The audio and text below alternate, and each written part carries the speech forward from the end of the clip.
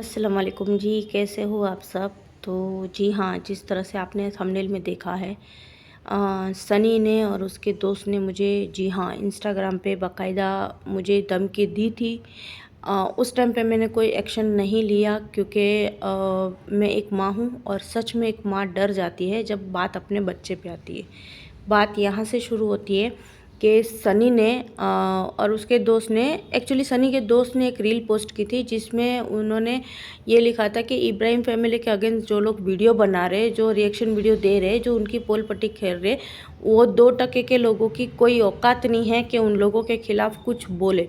तो मैंने वो वीडियो पे रिएक्शन, मैंने मैसेज किया कि 2% का मतलब क्या होता है, क्योंकि उन्होंने पर्टिकुलरली किसी का नाम नहीं लिया था, तो उन्होंने सबको बोला, तो सब में मैं भी आ जाती हूँ। तो मैंने भी जवाब दिया कि भाई 2% का मतलब क्या होता है, यानी आप अपने आप को कितने टके का मान रहे हो जो सामने वाले को 2% का बोल रहे हो। तो उन्होंने बोला आप क्यों उछल रहे हो। मैंने बोला मैं इसलिए उछल रही हूँ क्योंकि आपने 2% का बोला और वो 2% में आपने नाम लेके नहीं बोला, क्योंकि रिएक्शन वीडियो मैंने भी बनाया था उनके खिलाफ। तो उन्होंने बोला ऐसा, तो बोले, मैंने बोला हाँ। फिर उन्होंने बोला कि थोड़ी देर बाद उनका मैसेज आया, बोले हाँ मैंने देखा है आपके वीडियो और आपको ये चीज़ नहीं करनी चाहिए थी, आपको पता नहीं है कि आपके साथ क्या हो सकता है।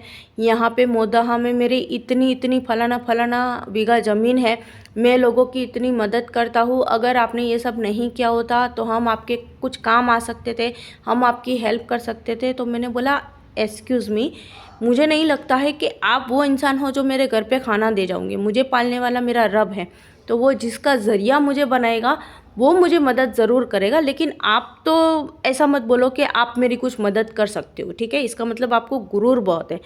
आप बोल रहे हो कि आप उसके बहुत अच्छे दोस्त हो। फिर उसने मेरे बच्चे का फ़ोटो मुझे भेजा जो मैंने अपने पुराने वाले आईडी पे जो उन्होंने बैन करवा दिया उसमें मैंने डाला था। मेरे बच्चे को किसी ने गिफ्ट, एक सब्सक्राइबर ने गिफ्ट भेजा था, वो फ़ोटो मैंने उसमें लगाया था इंस्टाग्राम पे। वो फ़ोटो उन्होंने मुझे पोस्ट किया और बोला कि आप अपना नहीं तो अपने बच्चे के बारे में सोचो, कल को क्या हो जाए बच्चे के साथ कुछ कह नहीं सकते। और फिर मुझे बोलते कि आपको पता है कि मैं क्या कहना चाहता हूँ। तो मैंने बोला आप मुझे खुलेआम धमकी दे रहे हो। तो उन्होंने बोला आपको जो समझना है आप समझ सकते हो, मुझे कोई प्रॉब्लम नहीं है, लेकिन आप अपना और अपने बच्चे का ज़रूर ध्यान रखिएगा। हो सकता है तो आप ये पोस्ट भी और ये मैसेज भी, ये जो रील का जो कमेंट है वो डिलीट कर दीजिए।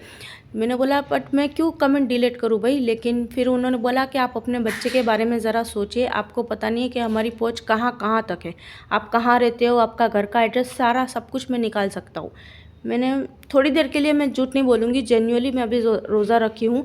उस टाइम पे मैं थोड़ा काँप गई थी क्योंकि बात मेरे बच्चे की आ रही थी, इसलिए मैं थोड़ा शिविर भी कर रही थी। मैं पूरी ऐसे ही, मेरे हाथ ध्रुज रहे थे, मेरे काँप रहे थे मेरे हाथ, कि भाई कल को खुदा ना खास्ता कुछ हो जाए, मैं अकेली रहती हूँ। मुझे पता है कि ये वीडियो जब मेरी फैमिली में कोई भी देखेगा जो आज तक जिन्होंने मुझसे आज तक बातें नहीं की है, मुझे देखते नहीं हैं, मतलब मेरी खबर नहीं पूछते, लेकिन अगर उन तक ये वीडियो पहुंच गई तो डेफ़िनेटली मुझे यहाँ से उठवा के अपने पास रख लेंगे। तो बात ये है कि भाई, मैंने बोला कि भाई ठीक है चलो कोई बात नहीं, मैं रील में कमेंट तो डिलीट नहीं करूँगी, लेकिन आप इस तरह से किसी को धमकी नहीं दे सकते। तो उन्होंने बोला कि आप आइंदा ध्यान रखिएगा। और उसके बाद 2-3 लोगों का और मुझे मैसेज आया कि मैडम आप सिंगल मदर हो, आप अपने बच्चे के बारे में सोचिए, आप ये सब झमेलों में मत पड़िए और आप अपने हिसाब से रहिए, क्योंकि वो बहुत बड़े लोग हैं, उनकी पहुँच बहुत बहुत तक होती है, क्या कर ले किसी को कानो कान खबर नहीं पड़ती है, पुलिस वालों को भी पता नहीं चलेगा कि क्या होता है, और पुलिस वाले उनके जेब में रहते हैं। मोदाहा में तो उन लोगों की गुंडागर्दी चल रही है। मैंने बोला हो सकता है शायद। फिर उसके बाद थोड़ी देर बाद उनका मैसेज आया कि अगर आपने अपनी औकात में रह के बात की होती तो शायद हम आपकी कुछ मदद कर सकते थे। पर मैंने बोला कि मुझे लगता है मेरी औकात बहुत अच्छी है क्योंकि मुझे बनाने वाला मेरा रब है, ऐसा बोला मैंने। फिर उनके बाद उन्होंने बोला कि ठीक है मैं आपको ब्लॉक करता हूँ और मैं सारे मैसेज भी डिलीट कर देता हूँ और मैं खुद कमेंट डिलीट करता हूँ, आइंदा ध्यान रखिएगा, उन लोगों के खिलाफ़ कोई बात ना छेड़िएगा। तो फिर उसके बाद मैं मतलब मैं, आप मान नहीं सकते हो, मैंने 2 रात तक मैं सोई नहीं और मैं काँपती रही। मेरे बच्चे को मैंने स्कूल नहीं भेजा, मेरा दरवाज़ा मैंने बंद कर दिया, मैंने बाहर से ताला मरवा दिया था। मैं बोली खुदा ना खास्ता कुछ हो जाएगा, कुछ हो जाएगा। मतलब इन लोगों का इतना खौफ था। और ये मैं वीडियो पिछले 2 महीने से बनाना चाहती थी, लेकिन मेरी हिम्मत ही नहीं होती थी। फिर मैंने सोचा कि यार जो होता है अच्छे के लिए होता है, जब इतने लोग सामने आ रहे हैं तो मैं क्यों डर रही हूँ। और उनकी इतनी ही पहुंच है तो अच्छा है ना, सामने जितना वो अपना अपना असली रूप दिखाएंगे लोगों के सामने, उतने ही ये जो इब्राहिम भक्त है ना उन लोगों को काम पता चलेगा कि ये लोग कैसे लोग हैं। मतलब एक छोटे बच्चे को लेके इन लोग धमकी देते हैं। इन लोगों की कितनी नीचता गिर गई है कि बच्चे को, खुद के बच्चे को हल्की सी खरोच आ जाती है तो आंसू निकल आते हैं, और दूसरे बच्चों को वो मारने की धमकी देते हैं। मतलब हद हो गई है। मतलब आप सोच नहीं सकते हो कि अभी मेरा रोज़ा है और मेरे दिल से उनके लिए बद्दुआ निकलते निकलते रह गई है। मतलब हद हो गई है यार। मैं पता नहीं मैं क्या क्या बोलूँ आप लोगों को, लेकिन हाँ मैं इन लोगों के ख़िलाफ़ ज़रूर एक्शन लूँगी।